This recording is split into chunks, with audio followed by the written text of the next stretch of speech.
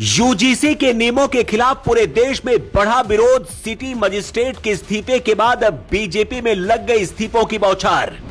लखनऊ से दिल्ली तक बीजेपी के अंदर आपात बैठ के लाइन में कई मंत्री विधायक, भारी पड़ा यूजीसी कानून।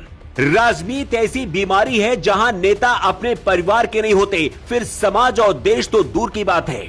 जिन्हें आप अपना मसीहा समझते हैं, वो आपकी लाशों पर पैर रखकर सत्ता के सिंहासन तक पहुंचना चाहते हैं। सवर्ण सांसद विधायक जिन्हें सबसे पहले आना चाहिए था विरोध करने के लिए, वो अपनी कुर्सी बचाने के लिए घरों में छुपे बैठे।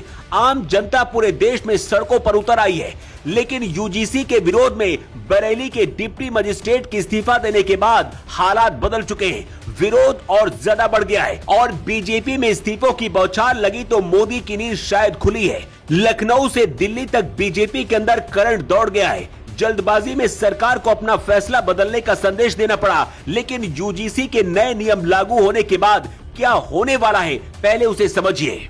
मान लीजिए आप सवर्ण समाज से हैं और आपका बेटा किसी यूनिवर्सिटी में पढ़ने जाता है, पढ़ाई में बहुत अच्छा है। ऐसे में दुर्भावना की वजह से कोई भी उसके खिलाफ झूठा आरोप लगा सकता है, जिससे आपका बेटा मानसिक उत्पीड़न का शिकार होगा। बाद में निर्दोष भी निकला तो उसका करियर बर्बाद हो जाएगा। इसी तरह से सामान्य वर्ग की लड़की को झूठे आरोपों में फंसाकर फिर उसे ब्लैकमेल किया जा सकता है या फिर उसका शारीरिक शोषण होगा। ऐसी संभावनाएं इसलिए ज्यादा हैं क्योंकि झूठे आरोप लगाने वाले पर कोई कार्रवाई का प्रावधान नहीं। इसलिए कॉलेज और यूनिवर्सिटी में सवर्ण समाज के बच्चे 24 घंटे असुरक्षित रहेंगे। केंद्रीय शिक्षा मंत्री धर्मेंद्र प्रधान, जो खुद ओबीसी हैं, 1 साल पहले जनवरी 2025 को इन नए नियमों का मसौदा जारी किया था। 1 साल से इन्हें लेकर चर्चा हो रही थी, लेकिन मोदी शाह ने इस पर ध्यान नहीं दिया।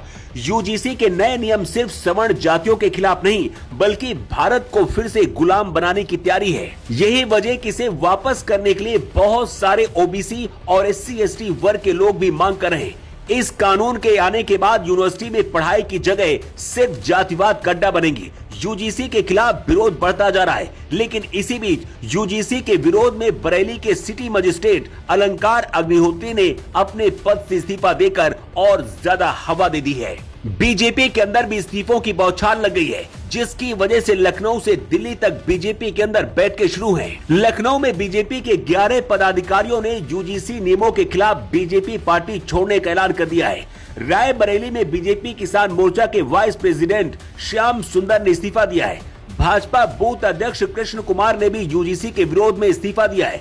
किसान नेता राकेश टिकैत ने भी विरोध किया है और बहुत जल्द किसान यूनियन भी विरोध में उतर सकता है। हर जिले के विधायक और सांसदों के खिलाफ विरोध बढ़ रहा है। मोदी के पुतले फूके जा रहे हैं। पिछले 24 घंटे में पूरे देश में ऐसे हालात बन चुके हैं कि रिपोर्ट अब मोदी शाह तक पहुंच गई है। बताया जा रहा है कि लखनऊ से दिल्ली तक बैठकें शुरू हैं और मोदी ने फाइनल रिपोर्ट मांगी है। सरकार से जुड़े सूत्रों का कहना है कि यूजीसी को आदेश दिया गया है कि विवादित क्लॉज पर स्पष्टीकरण जल्द से जल्द दिया जाए, लेकिन हद इस बात की है कि बीजेपी का कोई भी बड़ा नेता इस पर बोलने के लिए तैयार नहीं है। मोदी योगी भी शांत है। क्या इस तरह से हिंदू एक होगा? सबका साथ सबका विकास का नारा देने वाली पार्टी आखिर सवर्णों को बलि देकर क्या विकास करना चाहती है?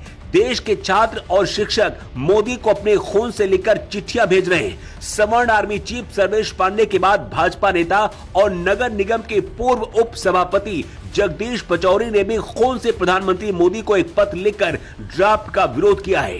SC/ST की सुरक्षा जरूरी है, लेकिन इसका मतलब ये तो नहीं कि इसके लिए सवर्णों से पढ़ाई का हक भी छीन लिया जाए। ये हक तो भारत का संविधान भी नहीं देता। राजनीतिक पार्टियों की वजह से हमेशा देशों में विघटन होते रहे। जिन लोगों ने यूजीसी एक्ट बनाया, क्या वो अपने बच्चों को भारत की यूनिवर्सिटी में पढ़ाएंगे? ये लोग अपने बच्चों को विदेशों में पढ़ाते हैं और भारत में रहने वाले लोगों को अपनी राजनीति के लिए जातिवाद में बांटते हैं। अगर वक्त रहते अभी भी बीजेपी सरकार कोई बड़ा फैसला नहीं लेती तो इसकी कीमत उसे बहुत बड़ी चुकानी पड़ सकती है, क्योंकि बीजेपी के अंदर भी अब इस्तीफों की बौछार शुरू हो चुकी है।